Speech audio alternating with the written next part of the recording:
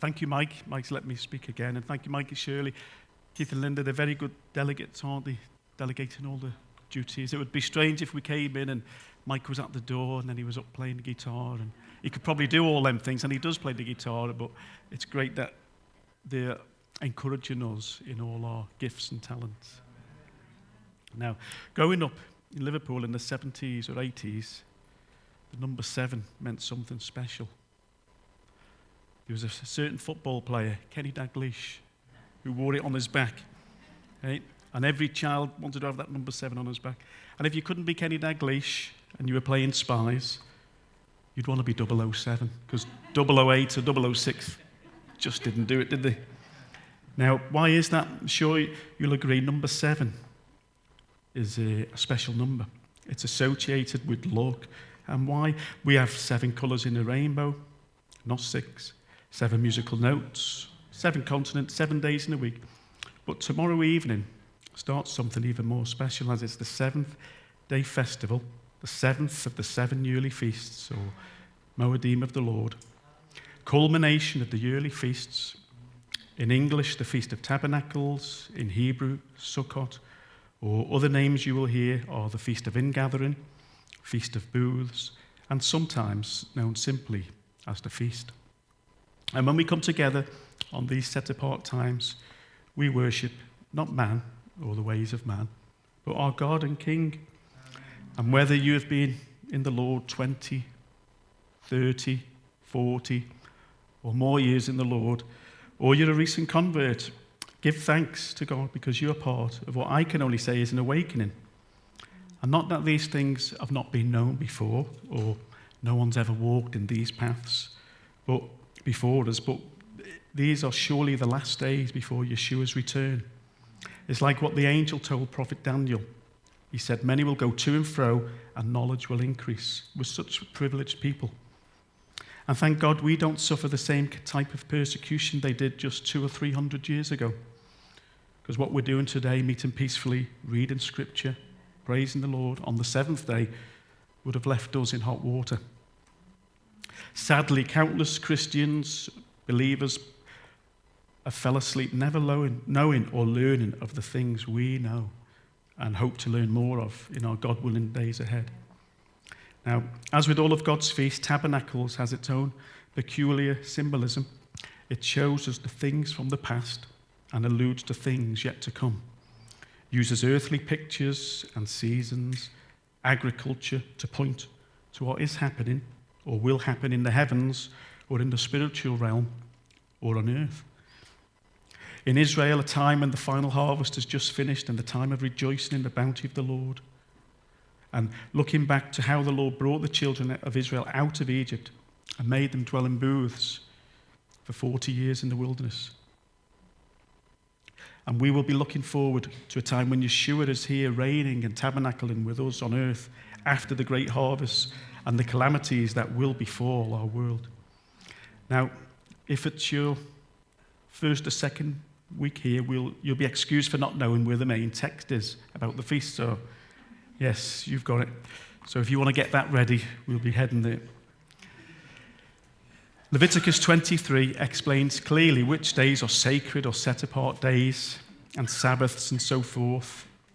And another text which outlines the feast days and goes into further detail of the sacrificial offerings, which include rams, lambs, bulls, grain, olive oil, and also drink offerings, which would be wine or water. That is in Numbers 28 and 29. Numbers 29 deals with tabernacles. The third text, main text, is Deuteronomy 16, which explains that is one of the Hag feasts or pilgrimage feasts, whereby the men were to appear before the Lord at the place of his choosing. Those being the tabernacle in the wilderness, Shiloh, and then Jerusalem. The three main texts you could liken to when you buy a new gadget. You get 3 points of what it is. You get the box, which has its bullet points, or what is in the box. You'll get the inside, you'll get the fast track instructions or the basic instructions. And then inside you get the full product manual, or with few people dare to open, don't they? Telling you the finer details. Now, question. Concerning the Torah, if it's the Torah is the thick instruction manual and the Ten Commandments the basic or quick start guide, what would it say on the outside of the box? What's that? Not the answer I was looking for. You shall love the Lord your God with all your heart and with all your soul and with all your mind. This is the first commandment, and the second is like it. You shall love your neighbor as yourself. On these two commandments depend all the law and the prophets. But if now we turn to Leviticus 23, verse 33 to 36, we'll read the quick guide instructions, so to speak. The Lord said to Moses, say to the Israelites, on the 15th day of the 7th month, the Lord's festival of tabernacles begins, and it lasts for 7 days. The first day is a sacred assembly. Do no regular work. For 7 days present food offerings to the Lord, and on the 8th day hold a sacred assembly and present a food offering to the Lord. It is the closing special assembly. Do no regular work. You'll notice it said on the 8th day hold a sacred assembly. I'm not going to go into that today because Helen or Mike might be speaking about that. Lynn is going to be speaking about that next week. So, now, as we said, the other main text or the finer instructions are in Numbers 29, verse 12 to 38, if we could turn there. They go into detail of the sacrifices, but we'll just read up to verse 19. Numbers 29, verse 12. On the 15th day of the 7th month, you shall have a holy convocation. You shall do no customary work. You shall keep the feast of the Lord 7 days. You shall present a burnt offering, an offering made by fire, as a sweet aroma to the Lord. 13 young bulls, 2 rams, and 14 lambs in the first year. They shall be without blemish. The grain offering shall be of fine flour mixed with oil. 3/10 of an ephah for each of the 13 bulls, 2/10 for each of the 2 rams, and 1/10 for each of the 14 lambs. Also 1 kid of the goats as a sin offering, beside the regular burnt offering, its grain offering, and its drink offering. On the second day, present 12 young bulls, 2 rams, 14 lambs in the first year without blemish, and the grain offering and the drink offerings for the bulls, for the rams, and for the lambs, by their number, according to the ordinance. Also 1 kid of the goats as a sin offering, beside the regular burnt offering, with its grain and their drink offerings. And it goes on each day of the festival, pretty much the same, with the exception that the amount of bulls being sacrificed goes down 1 each day. So from the first day, they start with 13, and then if we would have carried on reading the text, it goes down to just 7 bulls on the 7th day. The total over the 7 days being 70 bulls. In Jewish rabbinical thought, they associate the 70 bulls that were offered over the 7 days to atone for the 70 nations of the world, which are Noah's sons, Shem, Ham, and Japheth. You'll find them in Genesis 10, often listed as the Table of Nations. Other Jewish thoughts see the descendant daily number of bulls sacrificed as a sign that the Gentile nations will descend to destruction.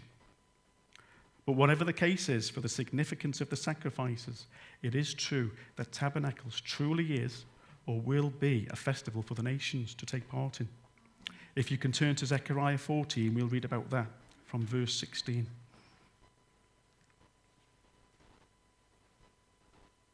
We're reading from verse 16. It shall come to pass that everyone who is left of the nations which came against Jerusalem shall go up from year to year to worship the King, the Lord of hosts, and to keep the Feast of Tabernacles. And it shall be that whichever of the families of the earth do not come to Jerusalem to worship the King, the Lord of hosts, on them there will be no rain. If the family of Egypt will not come up and enter in, they shall have no rain. They shall receive the plague with the Lord, which the Lord strikes the nations who do not come up to keep the Feast of Tabernacles. This shall be the punishment of Egypt and the punishment of all the nations that do not come up to keep the Feast of Tabernacles. Now, it did say go up to Jerusalem, but reading prophetically in Ezekiel about the end times, it says that from that time on, Jerusalem will be called the Lord is there, or Yahweh Shammah. A possible vacancy in sign writing awaits. At least 2 other... There's other jobs in the millennium. There's one of picking up bodies, isn't there? That's about a 9-month job. if anybody would like to do that. At least two other prophets look forward to a day. At least two other prophets look forward to a day when the nations would head to Jerusalem. Jeremiah, in chapter 3, verse 16 to 18. Then it shall come to pass, when you are multiplied and increased in the land of those days, says the Lord, that they will say no more, the ark of the covenant of the Lord, it shall not come to mind, nor shall they remember it, nor shall they visit it, nor shall it be made any more. At that time Jerusalem shall be called the throne of the Lord, and all the nations shall be gathered to it, to the name of the Lord, to Jerusalem. No more shall they follow the dictates of their evil hearts. In those days the house of Judah shall walk with the house of Israel, and they shall come together out of the land of the north, to the land that I have given them as an inheritance to your fathers. Also, Isaiah had a vision of tabernacles in the future. In Isaiah chapter 2, you don't need to turn to it, chapter 2, this is what Isaiah saw of Amos. Isaiah, son of Amos, saw concerning Judah and Jerusalem. In the last days, the mountain of the Lord's temple will be established as the highest of the mountains. It will be exalted above the hills, and all nations will stream to it. Many peoples will come and say, come, let us go up to the mountain of the Lord, to the temple of the God of Jacob. He will teach us his ways, so that we may walk in his paths. The law will go out from Zion, the word of the Lord from Jerusalem. He will judge between the nations and will settle disputes for many peoples. They will beat their swords into plowshares and their spears into pruning hooks. Nation will not take up sword against nation, nor will they train for war anymore. And it says, Jerusalem will be the highest of the mountains. It could be, there's going to be real upheaval in that day. There's going to be an earthquake like never before. There's going to be some terrible things coming on the world. So it could well be possible that will be. At the moment, Mount Moriah sits a little below some of the surrounding hills, but it could be in the last days, with all this calamity, that it could be lifted up. Now that was a beautiful picture of what is to come in the millennium, when Yeshua will be ruling and reigning in Jerusalem. And the law certainly will go out from Jerusalem. Not one of our three main texts, but tucked away near the end of Deuteronomy in chapter 31, verse 10. There is a law to read, the law. And that's what happens at Tabernacles. In Deuteronomy 31, Moses commanded them at the end of every 7 years, in the year for cancelling debts during the Feast of Tabernacles, when all Israel shall come to appear before the Lord your God at the place he will choose, you shall read this law before them in their hearing. Assemble the people, men, women, and children, and the foreigners residing in your towns, so they can listen and learn to fear the Lord your God, and follow carefully all the words of his law.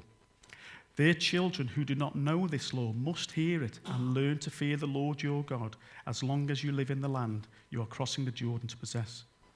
Now, that law he was referring to, as Jill, Mike, Rob and Wendy will know, or as we all know, is the Pentateuch in Greek, or the Torah in Hebrew.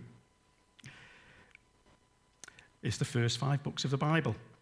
I don't know if anyone has ever read the whole Torah during Tabernacles, but it's very possible. Approximately 12 to 14 hours to read the Torah through. You could do 2 hours a day over 7 days. Now, there was a story in Nehemiah where they did do this. Well, actually, they just returned from exile. And Ezra and the priest, they started on the first day of the 7th month, which is not the time to read the law, but they just got the law. They just come back and they started reading the law. They must have got halfway through to Leviticus, and then they realized that it was a holy day. It was the first day of the 7th month. When they realized that, Ezra sent them away. He said, it's a holy day. Go away. Go and rejoice. Stop crying. They must have been crying when they were hearing the things what the law contained. But when they realized it was a festival day, he told them it was spontaneous. Go away, go and rejoice, get some good food and drink, give to those who have nothing preferred. And they went away and they celebrated. And the next day, it said the families came back and they carried on reading, and they came to Tabernacles, which is a little bit later in Leviticus 23. And of course, they realized that later in the month they had to celebrate Tabernacles. So they got to read the Torah through from the first of the month And then when they come to the law, that you must read the law, they read it through again. So, okay. Now, if you've ever been to Israel during one of the pilgrimage feasts, you would have noticed that it's not only men there, but also women and children. Yes, men, women and children in our times and in time past head to Jerusalem, Israel, for the yearly feasts from all over the globe. In Luke 2, when Yeshua gets left behind in Jerusalem after the Passover, or unleavened bread, another pilgrimage feast, but earlier in the text it says his parents went every year. And not only Yeshua's parents, but a company of friends and relatives too. No doubt many women and families among them. So I know there's the commandment, it says specifically for the men to appear before the Lord, but if you read some of the other text, it does say women and children are to be there. Listen, so it's for everybody. So women are free to go and celebrate, and rightly so. Now, there was another story that's in 1 Samuel, Elkanah and his family. They used to go up to Jerusalem every year with his whole house. So he had 2 wives, servants, children, and they all would have went to worship the Lord at Shiloh. Now, the outside packaging text of Deuteronomy 16 says, "Be joyful at your festivals, you, your sons and daughters, your male and female servants, and the Levites, the foreigners, the fatherless, and the widows who live in your towns." There was to be one law only for the native and for the stranger and foreigner. They were all to observe it. For some of you, it might be a new thing that you have not heard before, that we don't just die and go to heaven, but there is something in between called the millennium. And that's about another temple being built. Ezekiel speaks about that, and even sacrifices starting again. Now, didn't Yeshua become the end of all sacrifices, you might ask? Well, he did, in one way, but still, it's true what Ezekiel's written. There will be a new temple, and there is details of sacrifices during the festivals. What they mean, I don't know. We are in the 21st century, and you might find that repugnant to think about all the animals getting slaughtered again, especially in the Mount over Tabernacles. A lot of people don't like ritual slaughter, but it's going to happen again. And I don't pretend to know why, but while thinking about it, my thoughts were taken to the time when Yeshua went to be baptized by John, and he said it was to fulfill all righteousness. So sacrifices will be there during the millennium, possibly slightly different, but they're going to be there nevertheless. Now, going back to the Nehemiah 8 story, I was just thinking about the spontaneity of it. When they first realized, and at that point when he realized it was a holy day, he just dismissed them. They were reading the Torah from, it says, daybreak to midday, and then they got dismissed to go and celebrate. Now, I was just thinking, wouldn't it be great if we could be spontaneous like that? Wouldn't it be great if when we're coming up to take communion and you realize you wanted to sit down, you had a bit of a problem with someone, wouldn't it be great if you got up and you went and seen your brother or your sister and you said, "Forgive me, I'm sorry"? And wouldn't it be great if that brother or sister said, "I forgive you"? Wouldn't it be great if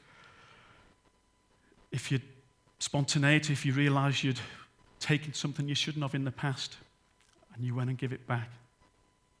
Or you're driving past someone's house you knew was very poor and you just decided, if God puts it in your mind, go and buy them some shopping. Go and give them. Instead of debating in your mind, sometimes we'll have a big debate in it. Oh, did God really say that? Was that really the voice? But it's a bit late. Or if God's told you to make a phone call, you might have called someone you needed to call for a year or two. Your mum, your dad, brother, sister, someone you know.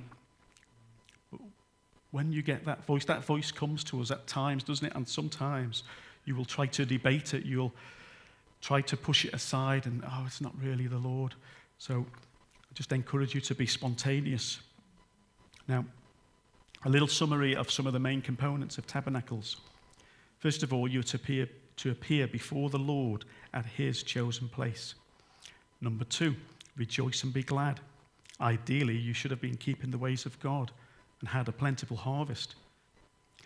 They were to bring a gift in proportion to what God had blessed you with and bring it to the temple. Live in a sukkah. Take goodly branches from luxuriant trees, from palms, willows, and other leafy trees. Judaism calls this the 4 species, and they're quite rigid now in what you can use. But interestingly, looking back at Nehemiah, when he starts to read from the Torah, he tells the people to go and celebrate tabernacles. He tells them to take branches from the olive tree and the wild olive, which is interesting and significant, but it's different from the ones mentioned in the Torah. Now, and also another thing at Tabernacles, every 7 years to read the Torah through to the congregation, men, women, children, and the stranger. So, what do we do at Tabernacles? What can we do?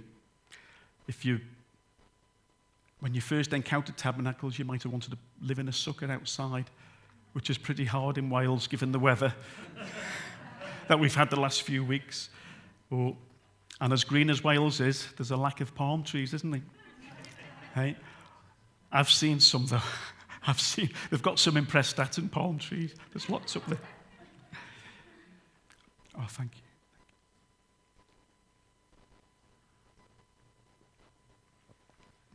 you. And we can't really go to Jerusalem, can we, with a cartload of apples and courgettes? The temple's not there. The Levites aren't really there, so that's out of the question. But what can we do? Can we set a day apart? You know, many of us in our former days, we would have moved heaven and earth to get Christmas Day off, wouldn't we? Do we expound the same type of energy for the special days of the Lord as what we've done in former times? I know there's a couple of guys who will agree with me on this, because it's something, I speak to myself about that. It doesn't make sense. It won't make sense to the world or the church going around with lulavs, which is the palms. But if we don't do it or attempt to do it, if we don't build a sukkah, but if we don't do anything, no one's going to know about it. If we don't proclaim it, Leviticus 21 says to proclaim it. If we don't proclaim it, if we don't even do some of the physical attributes of it, no one's going to know about it. So, and if we don't do it at a time of peace, how are we going to do it in a time of war? What are we going to do? And as strange as they might be, waving a thing before the Lord or living or setting up a little tabernacle, what things have you done in the past? The customs that we've done in the past, kissing under the mistletoe, apple dunking, okay? Going out into the field to find a special tree and put shiny balls on it. So, we've all been involved in different things in the past. And it's culturally not our thing, but we are joining a new culture. It's God's culture. He's put these things there. They're significant for him. And we should try to embrace that. And I know it's harder. You think it would be easier if we were in Israel because things shut down at Tabernacles, things shut down at Passover. Wouldn't have to sort it out with my employer to take the time off. But, I'm sure we all get holidays and we can try to make a point to have a special time together. And during Tabernacles, the time in Nehemiah was given out. What can we do at Tabernacles? We can give things out. You don't have to give, like at Christmas. It doesn't have to be another Christmas. Some people will replace Christmas with Tabernacles, but it doesn't have to be that way. You can just give to someone who can't give back to you. Give, do something good. Have someone round, do something good.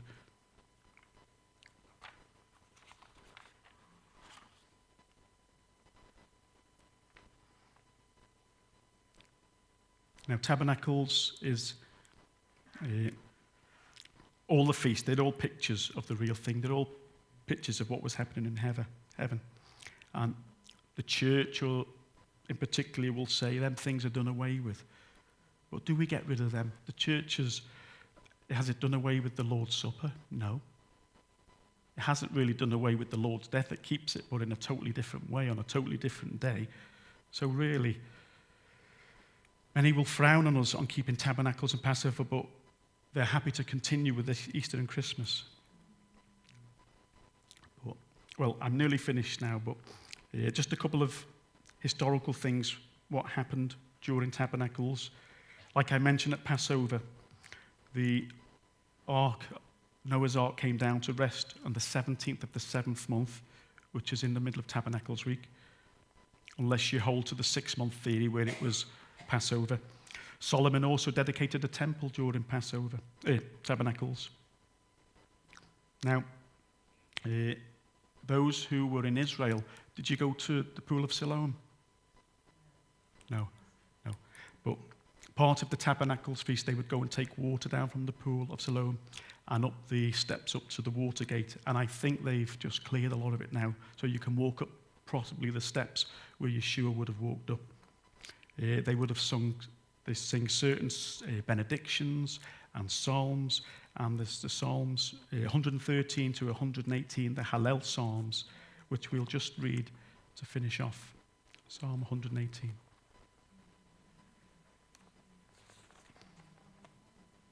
Now, I'm sure